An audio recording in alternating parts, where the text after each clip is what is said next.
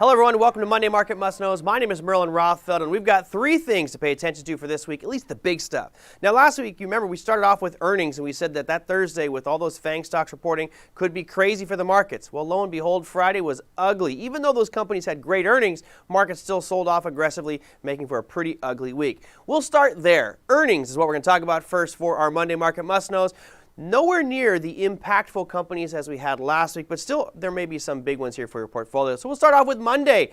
Now, of course, there are 1,455 companies reporting this week, so we're just cherry picking some of the major names. Monday, you've got PayPal, Waste Management, you have Clorox, and Pabst Blue Ribbon. No, that's Petróleo Brasileiro. Sorry, PBR is not publicly traded. Tuesday brings us to Prudential, Humana Healthcare, we have Emerson Electric.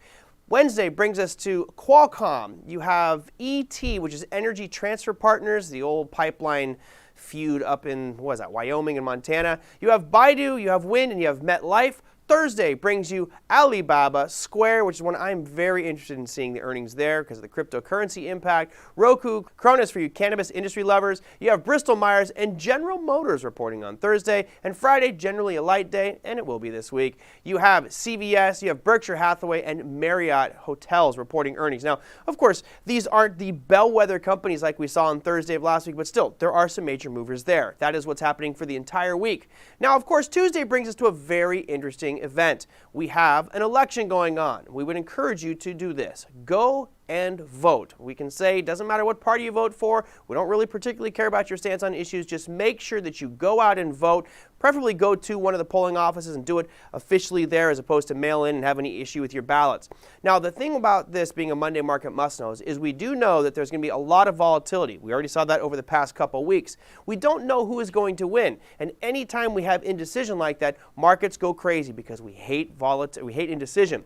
Now, last time we had an election, Hillary Clinton was an 84% probability of winning going into that evening of the election night. Let's not fall for those numbers, guys. It's probably best to err on the side of caution and stay away from those markets as these vote numbers turn in. Just make sure you go and vote because Thursday, Friday, we'll probably have the dust settle a little bit. We might start to get some good direction and trend trades. Moving on to our final piece, which is central banks. Last week we had 3 announcements for central banks. This week only 2, but they're major ones. We have, starting off with the British pound, Thursday at 8 a.m. Eastern Standard Time, they'll be announcing their rate, which is going to be 0.1%. That's the expectation, and it has been stuck there for some time. There's also another vote that comes out called the official bank rate vote, which will tell you what their bankers are thinking about raising, lowering, or staying the same with regards to their rates going forward. That will be of interest as well. And then the big daddy, which is going to be the United States market. And that's also on Thursday. So Thursday, a big day for central bank announcements. At 3 p.m. Eastern Standard Time, they will be making their official rate announcement, which is supposed to be less than 25 basis points. No change expected there. Certainly not going to do that on an election week, but we'll get some clues from the press conference afterwards was what the perspective is from Jerome Powell and his teammates over there at the central bank. That, my friends, is your Monday Market Must Knows. We'll see you next week.